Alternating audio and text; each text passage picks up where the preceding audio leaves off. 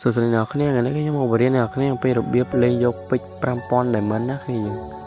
គឺថាឡយខ្លាំងមែនទែនគឺបំ 5000 ពេជ្រតែម្ដង event ហ្នឹងនេះគឺជាកន្លែងតារាង event ណាគឺយើងតែអ្នកនេះចុចចូលទៅកន្លែងទៅវានាំនេះទៅកន្លែងនេះហើយនេះគឺជាកន្លែងគេលេងយក token គឺយើងយក token អស់ហ្នឹងទិញអីវ៉ាន់ឲ្យ friend យើងនេះគឺមាន mission ឲ្យយើងលេងយក token ហ្នឹងទៅហើយយើងទិញកន្លែងនេះទិញផ្ញើឲ្យ friend របស់យើងក៏បាននេះបានតែណាយើងទិញឲ្យគឺវានឹងឡើងបន្ទុកឲ្យចេញអាផ្កាយហ្នឹង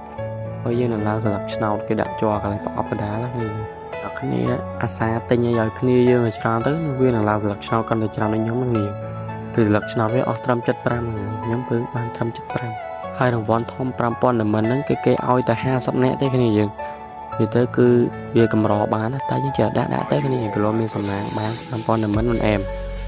ហើយអាហ្នឹងគេនឹងប្រកាសបើសិនជាយើងឈ្នះគេប្រកាសនៅថ្ងៃទី1ខែមេសានេះ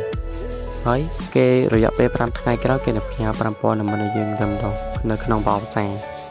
ហើយវីដេអូហ្នឹងក៏មានតែប៉ុណ្្នឹងណាគ្នាយើងបាយបាយ